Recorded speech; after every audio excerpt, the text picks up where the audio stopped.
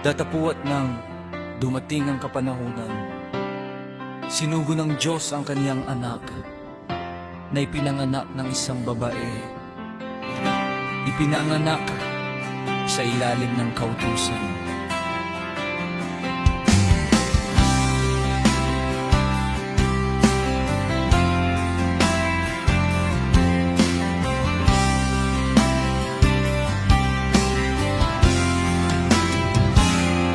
Ito ang pangako na siya'y darating sa takdang panahon. Kahit hindi batid ang araw o ang saktong taon,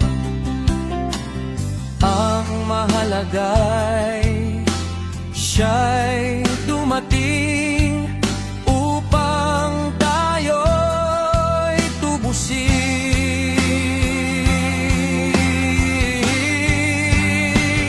Hindi Disyembre 25 ang tunay niyang petsa, sapagkat siya'y naroon sa simula pa, eksaktong araw ng kapanganakan.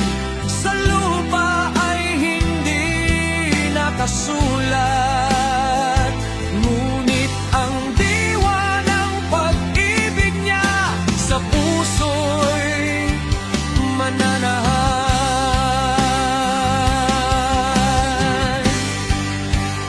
Ayon sa Biblia, ito ang nakasulat, ang sabi ng Diyos na makapangyarihan sa lahat. Ngunit ikaw, Bethlehem Ephrata, na napakaliit upang mapabilang sa mga angkan ng Juda, mula sa iyo ay lalabas para sa akin ang isa na magiging pinuno sa Israel. Ang kanyang mga pinagmulan ay mula pa noong una, mula pa noong mga araw ng walang hanggan.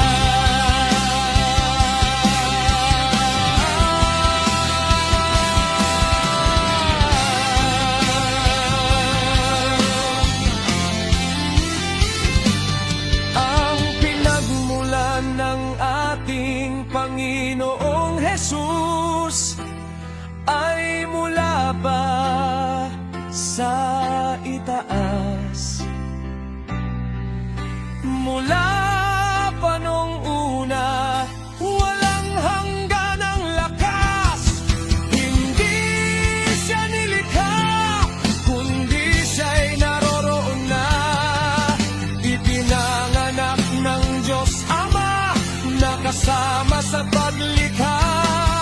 Ang sinisinta niyang anak, nagkatawang tao at sa mundo'y nagpakita.